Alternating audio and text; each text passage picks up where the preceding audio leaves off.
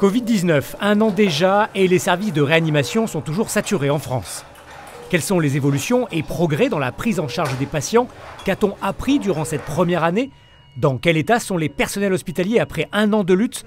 Nous sommes allés dans les deux plus grands services de réanimation marseillais, à l'hôpital Nord et à la Timone. Il s'agit d'une dame de 57 ans qui a été atteinte du Covid et puis qui s'est très rapidement aggravée. Et donc il a fallu placer sous ECMO, donc sous une machine qui va oxygéner le sang à l'extérieur de l'organisme pour assurer son oxygénation et puis remplacer son poumon défaillant. Bon, évidemment, ce sont des patients qui sont très lourds et assez difficiles à gérer. La première chose qu'on a appris, c'est à monter des réanimations en fait, puisque rapidement on a été submergé par la première vague Covid et il a fallu, à partir de secteurs qui étaient des secteurs pas faits pour ça, monter des lits de réanimation aussi performants que les lits de réanimation qu'on avait déjà. Et maintenant, c'est devenu pratiquement de la routine. On sait monter un secteur de réanimation et le démonter de manière très rapide. En une semaine, on sait faire ça. Et puis il y a eu quelques progrès aussi sur la prise en charge l'année dernière, justement pour ne pas exposer les personnels. Dès que les patients avaient des signes de détresse respiratoire, on les intubait, on les mettait sous ventilateur. Là maintenant, on a des dispositifs qui nous permettent soit de repousser l'échéance, soit de passer sans intubation et sans ventilation. Et maintenant, on en arrive même au stade où on ne les admet même pas en réanimation. Enfin, il faut qu'ils soient à proximité parce que c'est des patients extrêmement fragiles qui peuvent se dégrader d'un moment à l'autre. Vous voyez, tout ça, ce sont des aspects organisationnels. Après, au niveau médicaments, il n'y a pas eu de miracle, en dehors peut-être de la cortisone qui est donnée, mais encore une fois, c'est à certains patients, c'est dans certaines conditions où là, ça a montré un bénéfice sur le pronostic, mais pas de molécule antivirale miracle. Il y a aussi qu'on s'est un peu décomplexé face à cette maladie, si j'ose dire. Et maintenant, on arrive à les gérer de manière un peu plus fine. Mais c'est surtout dans l'appréciation de la gravité et des traitements lourds à mettre en place qu'on a progressé. L'année dernière, quand on a commencé à recevoir les premiers patients, et puis d'un seul coup, ça s'est accéléré, on n'avait aucune idée de quand cela pourrait s'arrêter. Au départ, on avait plus de la peur de l'inconnu, en fait. C'était la peur de soi-même. Alors, pas pour moi personnellement étant jeune, mais la peur quand même d'attraper le virus. La peur de le ramener à la maison. On a tous dans notre entourage des personnes qui sont fragiles. Donc au début, oui, c'était terrorisant parce qu'on ne savait pas. On s'est beaucoup mieux adapté quand il y a eu la deuxième vague qui pour nous a commencé très tôt à Marseille. Elle a commencé en fin d'été et début d'automne.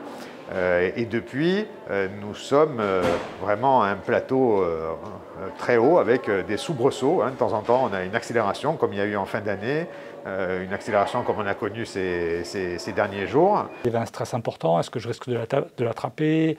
Des mesures de sécurité qui étaient extrêmement contraignantes.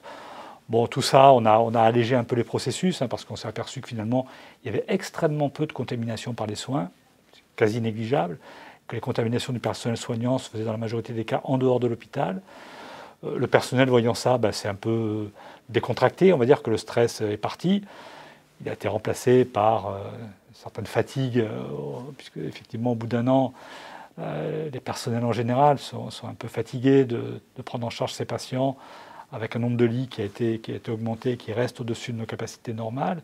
Mais on s'est beaucoup détendu vis-à-vis du virus. Au départ, on avait l'impression que c'était presque Ebola qui rentrait dans la réanimation.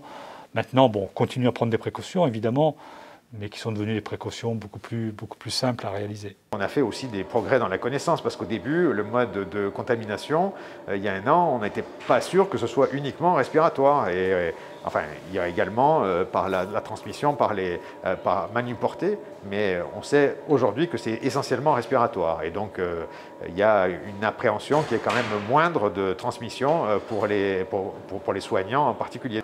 Ce qui nous a permis d'encaisser le choc, c'est effectivement l'expérience de l'année dernière qui a conduit d'abord à une organisation architecturale, c'est-à-dire qu'on sait au fur et à mesure quelles unités successivement doivent être déployées. Ça, c'est le côté positif. Le côté négatif, c'est qu'entre-temps, les ressources soignantes, les ressources médicales ont fondu comme neige au soleil, puisque l'année dernière, il y avait un grand enthousiasme pour venir nous aider. Cette année, c'est beaucoup plus compliqué.